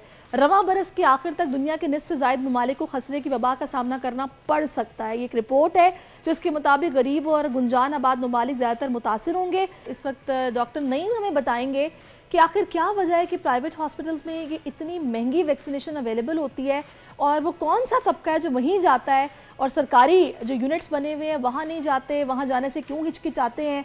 बताइएगा डॉक्टर साहब क्या वजह है इसकी? इसमें 2-3 फैक्टर्स हैं। एक तो जो हमारी एफ्लुएंट क्लास है, जो जिनके पास बहुत ज़्यादा पैसे हैं, वो वैसे ही प्राइवेट हॉस्पिटल को प्रेफर करते हैं, तो वो वैक्सीनेशन के लिए भी समझते हैं कि वहाँ बहुत कोई अच्छी क्वालिटी की वैक्सीन मिल रही है। हालांकि जहाँ भी जितने भी प्राइवेट हॉस्पिटल हैं ऑल ओवर सिंध, इसको जो वैक्सीन की सप्लाई है हमारा EPI डायरेक्टरेट सप्लाई करता है। जो हमारी वैक्सीन, आपको पता है कि गवर्नमेंट ऑफ सिंध तकरीबन 5 बिलियन रुपीज़ एनुअली खर्च करती है उसकी प्रोक्योरमेंट पे, और ये प्रोक्योरमेंट थ्रू यूनिसेफ होती है, ये इंटरनेशनल प्रोक्योरमेंट होती है, और वो यूनिसेफ और हमारा EPI डायरेक्टर इस बात का ख़ास ख्याल रखता है कि इसकी जो कोल्ड चेन है वो मेंटेन रहे। प्रोक्योरमेंट टू सप्लाईज, लॉजिस्टिक्स, सारी हमारी रेफ्रिजरेटेड वैन्स होती हैं कंट्रोल टेम्परेचर पे। उसके बाद जब हम डिस्ट्रिक्ट्स में और मुख्तलिफ जो हमारे सेहत के मराकीज़ है, जिनमें basic health unit plus, rural health centre, secondary, tertiary care hospital, सब जगह हम इसको प्रॉपर हमारा इंश्योर होता है कि इसकी कोल्ड चेन कहीं भी ब्रेक ना हो। सही। अच्छा, इसमें मैं चाहूँगी थोड़ा सा ना, अब एक तो नाज़रीन को इसकी जो मैंने शुरू में बात की कि जो मीज़ल्स की वैक्सीन है ये हम प्राइवेट हॉस्पिटल्स में बड़ी महंगी लगवाते हैं, जो कि गवर्नमेंट यूनिट्स में हमें फ्री ऑफ कॉस्ट मिल सकती है। उसकी वजह बताइए कि वो लोग जो अफोर्ड कर सकते हैं वो बस प्राइवेट हॉस्पिटल्स वाले उनके सेंटीमेंट से खेलते हुए उन्हें बताते हैं कि जी हमारे पास जो है ना ये एक नंबर है, यहीं से लेके लगवाएं तो आपके बच्चे को फ़ायदा होगा, असर उसका सही होगा। खैर ये एक गलत परसेप्शन है, ऐसा कुछ नहीं है, क्योंकि मुझे डॉक्टर नईम ने बताया कि वो वैक्सीनेशन इन्हीं से लेकर प्राइवेट हॉस्पिटल्स में जाती है जो वहाँ पर लगवाई जा रही होती है। अच्छा, इसमें मुझे ये बताइएगा, जो अभी एक रिपोर्ट आई है कि इस साल के आखिर तक हमें सामना हो सकता है, ये जो खसरे की वबा है इसके फैलने की वजूहात क्या होती हैं? देखिए, ये खसरा जब फैलता है ये लाइक अ वाइल्ड फायर फैल जाता है फौरन। बहुत हाईली कंटीजियस डिजीज़ है ये, और जो असल में ओवर क्राउडिंग हो रही है, फिर हेल्थ हाइजीनिक जो लोगों के इश्यूज़ हैं वो प्रॉपरली नहीं है, कॉम्प्रोमाइज्ड हैं ओवर क्राउडिंग की वजह से, और लोग जो है ना प्रॉपर तरीके से कहीं बाथिंग वॉशिंग की फैसिलिटीज़ प्रॉपर नहीं हैं, और क्लोथिंग लोग जो पहनते हैं वो प्रॉपर नहीं होती। तो इसकी वजह से बहुत ज़्यादा चांस होता है कि ये जब 1-2 को लगती है तो वो बहुत स्पीड से, एक जेट स्पीड से ये स्प्रेड करती है। तो ये लोगों के बिहेवियर्स हैं जिस पे हम बार बार एम्फेसाइज करते हैं कि वो अपने बच्चों को साफ़ सुथरे कपड़े पहनाएं, उनकी हेल्थ हाइजीन का ख्याल रखें और उनको अच्छे साफ़ सुथरे माहौल में रखें, और ख़ासकर फिर दूसरी बात ये कि जो ये वैक्सीन का स्केड्यूल है उसको फॉलो करें। इसके जो बच्चे के पैदा होने से लेके और 23 मंथ्स तक का जो इसका स्केड्यूल है पेंटा 3 तक का, वो उसको फॉलो करें, ताकि हमने ये देखा है कि ज़्यादातर जो बच्चों को खसरा हुआ है उसमें अनवैक्सीनेटेड बच्चे ज़्यादा थे। तो इसलिए जो बच्चे वैक्सीनेटेड होंगे और टाइम से होंगे उनको ये खसरे के होने के चांसेस बहुत कम हैं। सही। अच्छा डॉक्टर नईम, जब से आए हैं, जब से इस प्रोग्राम के डायरेक्टर बने हैं EPI प्रोग्राम के, तो बड़ा ज़बरदस्त काम कर रहे हैं। मैं बिल्कुल उस पर बात करूंगी, लेकिन मैं उससे पहले चाहूँगी डॉक्टर साहब थोड़ा सा तरह हाईलाइट कीजिएगा कि वो पेरेंट्स जो कि बहुत ना फॉर ग्रांटेड लेते हैं, अगर बच्चे को शुरू की तो ज़ाहिर है हॉस्पिटल से लग के वैक्सीन वो घर भेजा जाता है, उसके बाद वो कहते हैं बच्चा ठीक है ना, बुखार नहीं है, खांसी नहीं है, बिल्कुल सही चल रहा है, खा पी रहा है, तो कोई ज़रूरत नहीं है इसको वैक्सीनेशन लगवाने की, तो उनको आप क्या मैसेज देंगे कि क्यों ज़रूरी है ये? देखें, ये जो 12 वैक्सीन प्रिवेंटेबल डिजीज़ हैं, ये बहुत ज़रूरी है कि बच्चे का पूरा स्केड्यूल पूरा करवाएं, ताकि आपका बच्चा सेहतमंद होगा तो हमारा माशरा सेहतमंद होगा। और ख़ास करके आप देखें, अगर बच्चे को आप वैक्सीन नहीं कराएंगे और वो बीमारियां उस पर हमलावर होंगी तो आपके कितने आउट ऑफ पॉकेट एक्सपेंस होंगे उस बीमारी पे। तो आप वही पैसे उस बच्चे की हेल्थ पे, उसकी एजुकेशन पे खर्च करें, ताकि आपका बच्चा हेल्दी भी रहे, सेहतमंद भी रहे और माशरे का एक कारआमद फ़र्द बने। सही। अच्छा, अब मैं इसमें डॉक्टर नहीं, एक चीज़ और भी है, ये जो मीज़ल्स और रुबेला है, मैंने इसके हवाले से पहले भी बात की कि ये एक तासुर पता हमारे यहाँ प्रिवेल करता है हमारी सोसाइटी में कि भाई ये बड़ा ये जो वैक्सीनेशन है, एक तो ये महंगी बहुत है, लोग ज़ाहिर है जो नहीं अफोर्ड कर सकते, उनको पता भी नहीं है शायद कि जो गवर्नमेंट के यूनिट्स बने हुए हैं वो कहाँ कहाँ मौजूद हैं और वहाँ पर ये फ्री ऑफ कॉस्ट मिलेगी। ये क्यों नहीं पता लोगों को? मुझे इस वाले में, क्योंकि मैंने अपने इर्द गिर्द देखा ना, मैंने कभी किसी से नहीं सुना कि भाई ये आप जाएं सरकारी यूनिट्स में, वहाँ पे आपको फ्री मिलेगी, कभी नहीं सुना मैंने। देखिए, यही चीज़ है कि हम इसके लिए अवेयरनेस, इसकी एजुकेशन थ्रू दिस कम्युनिकेशन बढ़ाना चाह रहे हैं। अभी हमने बहुत सारी ब्रांडिंग की है, हमने रिक्शा ब्रांड कराए हैं, हमारे टॉक शोज़ चल रहे हैं, न्यूज़पेपर्स में हाईलाइट, फिर हमारी जो IPC मीटिंग्स चल रही हैं और लोगों को, पेरेंट्स को, उनको हम अवेयर कर रहे हैं different through all means of media कि जो वैक्सीनेशन गवर्नमेंट के तमाम सेंटर्स पे मौजूद है। इसके अलावा हमारी जो टीम्स हैं वो मोबाइल टीम्स भी हैं, स्टैटिक भी हैं, इसके अलावा मोबाइल वैन्स हैं। तो मुख्तलिफ स्ट्रेटजीज़ हम फॉलो कर रहे हैं कि अपनी कवरेजेस को इन्हांस करने के लिए, जो इस वक्त समझें कि 75 to 80% है, हमारा टारगेट है कि हम इसको 90% तक इसकी कवरेजेस को लेके जाएं, ताकि जो आउटब्रेक्स होते हैं इन आउटब्रेक्स को हम कर्टेल कर सकें और एक हर बच्चा जो है हमारा वैक्सीनेटेड हो जाए। अच्छा, एक चीज़ और भी है डॉक्टर साहब, क्योंकि प्राइवेट हॉस्पिटल्स में मैंने तो अक्सर ये सुना है कि जी मीज़ल्स की वैक्सीन अवेलेबल नहीं है, और उसके अलावा जो और शॉट्स होते हैं जो बच्चों को लगते हैं, मुझे एग्जैक्टली नाम याद नहीं है, वो अवेलेबल नहीं है। तो क्या ये सिर्फ प्राइवेट हॉस्पिटल्स में अवेलेबल नहीं होती या फिर सरकारी सतह पर भी इनकी शॉर्टेज हो जाती है? नहीं, हमारे यहाँ बहुत सस्टेन्ड सप्लाई होती है, क्योंकि प्राइवेट हॉस्पिटल को भी हम ही देते हैं। तो हमने अभी, आप देखेंगे ईयर 2023 में तकरीबन कोई जहाँ केसेस रिपोर्ट हुए या जहाँ हमें ख़तरा था, वहाँ तकरीबन 350,000 के करीब बच्चों को हमने मीज़ल्स के शॉट्स लगाए हैं। तो ये इसी तौर पे मुमकिन हुआ कि हमारी मुख्तलिफ कैंपेन्स चली। आजकल भी हमारी एक IOA कैंपेन चल रही है कि जो डोर टू डोर और सेंटर्स पे ये बच्चों को वैक्सीन हम लगा रहे हैं, ताकि बच्चों को टाइमली फैशन में इस बीमारी से बचा सकें। सही।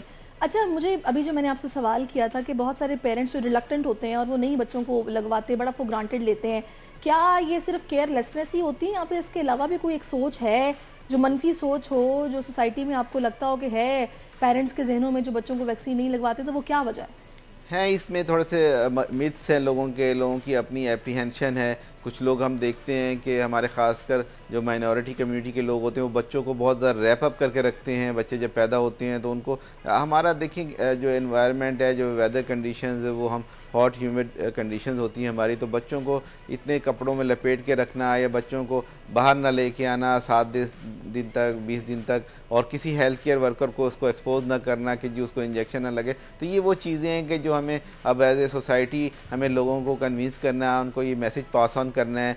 ख़ास करके हम देखें जो हमारे रिलीजियस लीडर्स हैं, हमारे कम्युनिटी वर्कर हैं, सोशल एक्टिविस्ट हैं, हम उन सब को इंगेज कर रहे हैं, उनको बता रहे हैं कि ये जो वैक्सीनेशन है गवर्नमेंट बिलियंस ऑफ रुपीज़ इस पर खर्च कर रही है उनके बच्चों की सेहत के लिए, तो आप भी हैंड्स इन हैंड अपने बच्चों को सेंटर्स पे लेके आएँ, या हमारी जो टीम्स आएँ उनको अच्छे तरीके से वेलकम करें, उनको अपने बच्चों को वैक्सीन करवाएं। बिल्कुल, अभी आपने टीम की बात की है तो मैं चाहूँगी थोड़ा सा डॉक्टर नईम की जो काविश है उनको भी हाईलाइट किया जाए। माशाल्लाह से बेहतरीन आप काम कर रहे हैं। मुझे अभी डॉक्टर नईम ने बताया है जब हम ब्रेक पर थे कि इन्होंने अपनी जो टीम है, जो ये आप देखते हैं कि वर्कर्स होते हैं जो घरों में जाते हैं और जाकर बच्चों को वैक्सीन लगाते हैं, पोलियो के कतरे भी पिलाते हैं, उनके लिए इन्होंने स्कूटीज़ मुतारिफ कराई हैं। तो ये आइडिया किसका था और फिर किस तरह इस पर काम हुआ? ये हमारी टीम का इंडिजियस आइडिया था और हम देख रहे थे कि ख़वातीन जो हमारी वैक्सीनेटर्स हैं, ख़ासकर कराची जो अर्बन सेंटर है बहुत बड़ा, दुनिया का छठा बड़ा शहर है, और यहाँ हमारी को 55 फ़ीमेल वैक्सीनेटर्स हैं, तो उनकी ट्रांसपोर्टेशन के इशूज़, कोई बस, कोई भाई कभी मोटरसाइकिल पे छोड़े ना छोड़े, वालिद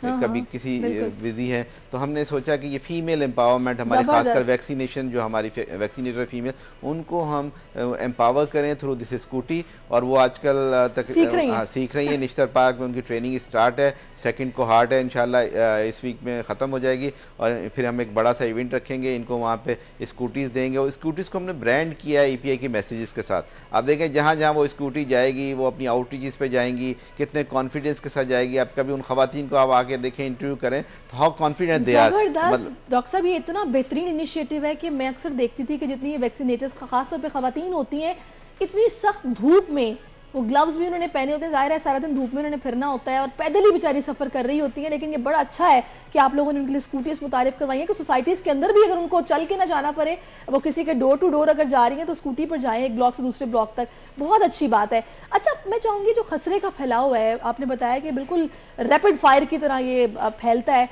इसके लिए एहतियात एनवायरनमेंट घर में क्या होना चाहिए? दूसरे बच्चों को अगर हम बचाना चाहते हैं तो उन्हें किस तरह बचाएं? आपने हाइजीन का तो बताया कि साफ कपड़े पहनाएं, हाइजीन का ख्याल रखें, इसके अलावा क्या एहतियात है? देखिए, जो बच्चे इवन 5 साल से ज़्यादा के भी हैं उनको भी आप वैक्सीन करवा लें। हमारी टीम्स आ रही हैं, और जो बच्चे आपका एक उसका अगर स्केड्यूल हुआ तो सेकंड जो उसका डोज ड्यू है वो ज़रूर लगवा लें। और इस बात से मत घबराएं कि जी अगर थोड़ा बहुत फ़ीवर होता है बच्चे को तो ये एक नॉर्मल सी बात है कि वैक्सीन के बाद फीवर हो जाता है, तो हम उसको काउंसिल करते हैं कि पैनाडोल के ड्रॉप्स वगैरह दे दें, तो आइसिंग की जाती है। आइसिंग। और सेकंड देखें कि जो हम बात कर रहे थे ना, ये फीमेल स्कूटीज़, ये स्कूटीज़ हमें WHO ने स्पेशली दी हैं, तो हम उनके भी बड़े थैंकफुल हैं। फिर इसके साथ साथ हमें उन्होंने वैक्सीनेटर्स का कोई यूनिफॉर्म नहीं था पहले से, तो हमने अपने वैक्सीनेटर्स मेल फीमेल सबको यूनिफॉर्म दिया है, बैग दिया है, डेजिग्नेशन कार्ड है, कैप है, तो वो ताकि कम्युनिटी में उनकी एक्सेप्टेबिलिटी बढ़े कि जी ये हेल्थ केयर वर्कर्स हैं। और फिर जहाँ वो सेंटर्स पे बैठे हुए हैं, उन वैक्सीनेशन सेंटर्स को हम रीब्रांड कर रहे हैं, उनको मदर एंड चाइल्ड फ्रेंडली बना रहे हैं। तकरीबन कोई 20 से 30% हमारे सेंटर्स रीब्रांड हो चुके हैं, तो जहाँ ख़वातीन अपने बच्चों को लेके आएंगे, पेरेंट्स आएंगे, तो दे विल फील कि हाँ एक बड़ा एक प्राइवेट सेंटर जैसा है, वहाँ बंच ऑफ टॉयज़ हैं, किड जोन का पैनाफ्लेक्स लगा हुआ है, बहुत अच्छा मतलब एक वेलकमिंग वहाँ पे एनवायरनमेंट है। ज़बरदस्त, thank you so much doctor साहब मौजूद रहे हैं और बड़ी अच्छी बातें आपने इस हवाले से बताई, और जो एफर्ट्स आपकी हैं वो अनडाउटेडली अप्रिशिएटेबल हैं। मुझे बहुत अच्छा लगा आपसे बात करके। अभी मुझे जो बात करनी है ना, ये भी बड़ा अहम मामला है और इस मसले को मैं देख रही हूँ काफ़ी टाइम गुजर गया, ये हल होने में नहीं आ रहा। मैट्रिक और इंटर बोर्ड में बेज़ाब्तगी और नताइज में हेरा फेरी करने का इंकशाफ हुआ। तहकीकाती कमेटी रिपोर्ट के मुताबिक controller, deputy controller, assistant controller और IT टीम सब गैर जिम्मेदार करार पाए गए हैं। हज़ारों बच्चों का मुस्तकबिल दाव पर लगाया गया है। ये रिपोर्ट वज़ीर आला सिंध को भी अरसाल की गई है और कितने इसमें होशरुबा इंकशाफात हैं आप देखें। इस पर प्रोड्यूसर साहब मुझे बताएंगे कि हमने लाइन पे ले लिया है प्रोफेसर डॉक्टर सरोश हशमत को, जो कि चेयरमैन है तहकीकाती कमेटी सिंध। अस्सलाम वालेकुम डॉक्टर साहब। वालेकुम अस्सलाम। डॉक्टर साहब, पहले तो मुझे इस बात की हैरत है कि इस दौर में आकर मतलब इतनी गैर जिम्मेदारी, मतलब हमने क्या कारोबार बना लिया है तालीम को, एजुकेशन को, कि बच्चे जो इतनी मेहनत करके एग्जाम्स देते हैं उसमें हम IT टीम तक को गैर जिम्मेदार समझ रहे हैं कि नताइज में इतनी हेरा फेरी हुई है। हम बजाय इसके कि लिटरेसी रेट को बेहतर करने के लिए मुल्क में मजीद बेहतर करे सिस्टम को, स्ट्रक्चरल रिफॉर्म्स लेके आए, हमारे यहाँ तो मजाक बना हुआ है। ये क्या हो रहा है? बेटा, पहले तो आपका बहुत शुक्रिया कि आपने मुझे बुलाया जी। ये बहुत अहम मौजूद है, इसकी बड़ी वजाहत की जरूरत है जी। और थोड़ी सी तसीह की भी जरूरत है। जिस तरह से आपने इसका इंट्रो दिया है वो एक्चुअली चीजें ऐसी है नहीं। सही। तो देखिए डॉक्टर साहब, आपको मैं सिर्फ मकसद बता रही हूँ कि आपको लेने का मकसद इसलिए था कि आप तहकीकाती टीम के मेंबर हैं, आप बेहतर बता सकते हैं। मैं आपसे बड़ी मोहताबाना गुजारिश करूंगा कि मुझे अपनी बात मुकम्मल करने दें, इंटरप्ट ना करें। देखिए, इस वक्त एक नहीं 3-4 तहकीकात चल रही हैं और उसकी वजह से एक बेजा किस्म का कंफ्यूजन क्रिएट हुआ है।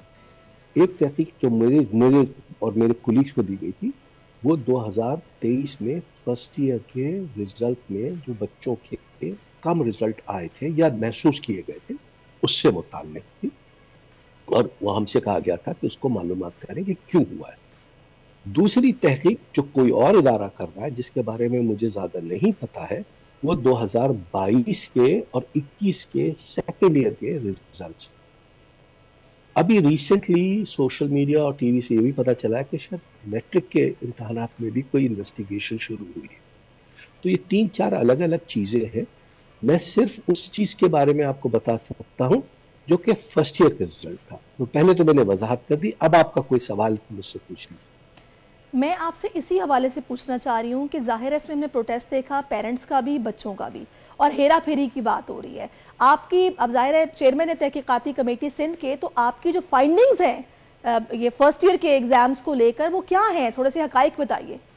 जी देखिए, हकाइक ये है कि इसके 2 पार्ट्स हैं। एक पार्ट है जो असेसमेंट से और एग्जामिनेशन से मुताल्लिक है। जहां तक इस कमेटी ने देखा कि इसमें 2-3 चीजें हुई है। नंबर 1, जो कोर्स था वो बड़ा सिग्निफिकेंटली चेंज हुआ और उसकी किताबें उर्दू में तो आज भी अवेलेबल नहीं है, अंग्रेजी वर्जन भी बहुत देर से आया, तो ज़ाहिर है बच्चों को तैयारी का मौका नहीं मिला। एक कोर्स भी चेंज हो गया, मुश्किल बना दिया गया और बच्चों को अवेलेबिलिटी ऑफ बुक्स भी नहीं। दूसरे, पेपर का पैटर्न चेंज हुआ और जो पेपर पैटर्न आखिर वक्त तक बच्चों तक नहीं पहुंच सका। पहले सालों में 40 नंबर के एमसीक्यूज होते थे, अब उसको रिड्यूस करके 20 नंबर का कर दिया गया। क्यों कर दिया गया ये इसके खाते नजर, लेकिन बच्चों को इल्म में नहीं। तो ज़ाहिर अब किताबें अवेलेबल नहीं थी, टीचर्स को ज़ाहिर पढ़ाने में दिक्कत हो रही थी, बच्चों में का मैट्रिक के लेवल की जो मैथ्स और बाकी सब्जेक्ट्स पढ़े थे वो इंटरमीडिएट लेवल में बहुत सिग्निफिकेंट फर्क था। तो एक तो वजह थी। फिर मार्किंग, पेपर्स बड़े लेंदी थे, मार्किंग भी रिलेटिवली स्ट्रिक्ट हुई। तो उसकी वजह से कमेटी ने ये महसूस किया कि बच्चों के ज़्यादती हुई है, कोई हेरा फेरी नहीं हुई है और उसकी वजह से बच्चों को एक रिलीफ देने की जरूरत है। तो ये कमेटी ने ये रिकमेंड किया कि 15% मार्क्स बढ़ाए जाएं, लेकिन हर एक को 15% नहीं मिले।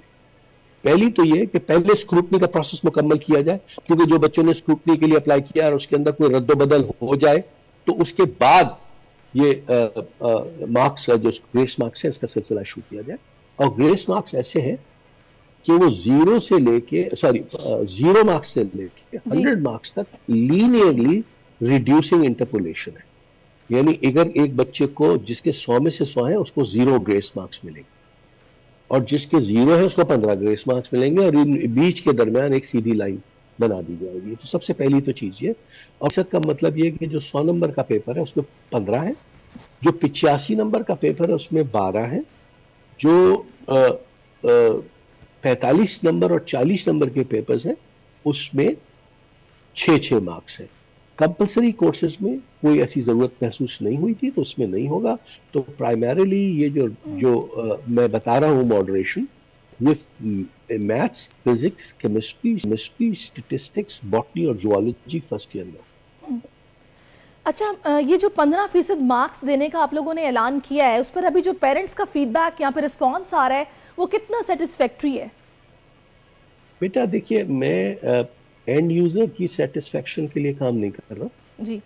मैं तो उस बुनियाद पे कर रहा हूँ कि जो स्टैटिस्टिक्स हमने देखी, हमने कोई 1140 एग्जाम स्क्रिप्ट्स को रीअसेस कराया, इस एग्जाम की क्वालिटी को देखा, moderators, paper setters, examiners, head examiners, को एग्जामिनर्स को इंटरव्यू किया, उसकी बुनियाद पर जो एक रैशनल बना।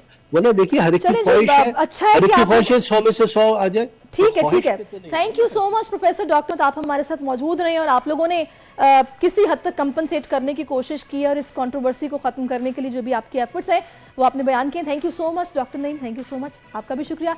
नाज़रीन, प्रोग्राम का वक्त अब खत्म हो गया। होप सो आपने आज का प्रोग्राम बहुत कुछ सीखा समझा होगा मेरी तरह। इंशाल्लाह पीर के रोज आपसे मुलाकात होगी। पीर तक के लिए अल्लाह हाफिज। आजकल जिंदगी ही सुबह आउट ऑफ कंट्रोल है, दुनिया बोल है, दुनिया बोल है। सब्सक्राइब करें और बेल दबाएं ताकि कोई खबर रह न जाए।